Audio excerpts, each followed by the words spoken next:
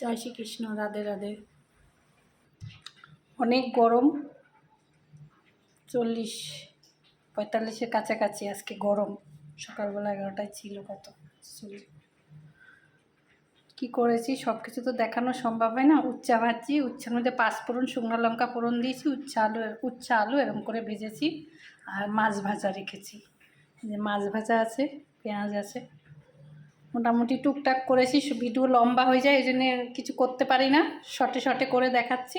আর এই যেখানে পান্তা ভাত রাখছি, যেহেতু অনেক গরম পড়েছে, প্রচুর গরম পড়েছে। ভাতের দুপুরবেলা, এখন 2টা বেজে গেছে, প্রায় বেজেই গেছে।